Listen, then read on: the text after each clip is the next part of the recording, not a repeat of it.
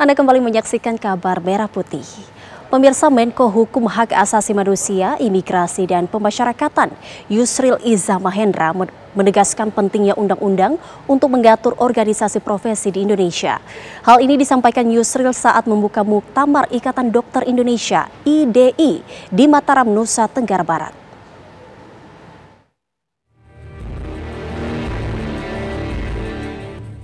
Menteri Koordinator Bidang Hukum Hak Asasi Manusia, Imigrasi dan Pemasyarakatan Indonesia, Yusril Iza Mahendra, membuka Muktamar Ikatan Dokter Indonesia ke-32 di Kota Mataram, Nusa Tenggara Barat. Muktamar dihadiri 1.500 dokter dari seluruh Indonesia.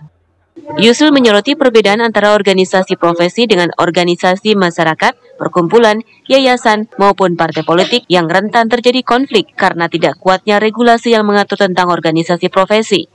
Tak hanya itu, Yusril juga menyinggung dualisme kepengurusan organisasi profesi kedokteran, yaitu antara IDI dan PDSI. Pemerintah sedang berusaha menjembatani perbedaan antara kedua organisasi tersebut. Mengingat Ikatan Dokter Indonesia adalah mitra strategis pemerintah yang memiliki peran penting menjaga ketahanan nasional. Pemerintah tentu akan secara persuasif,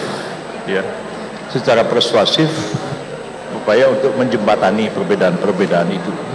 Kalau kita bicara secara idealnya, ya dokter itu memang berhimpun dalam organisasi profesi, bukan berhimpun dalam ormas.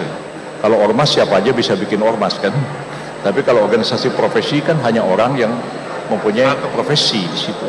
Karena organisasi profesi itu terkait dengan advokat, misalnya bisa mengangkat advokat. Kalau IDI nggak ngangkat dokter, tapi IDI mengeluarkan izin untuk praktek atau rekomendasi untuk praktek, dan kemudian melakukan pengawasan, pendidikan, dan kemudian menerapkan sanksi.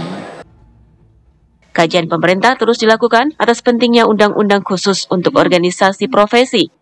Nantinya, regulasi tersebut dapat menguatkan legitimasi organisasi profesi dan meminimalisir konflik internal. Dari Mataram, Nusa Tenggara Barat, Herman Sudi, TV One mengabarkan.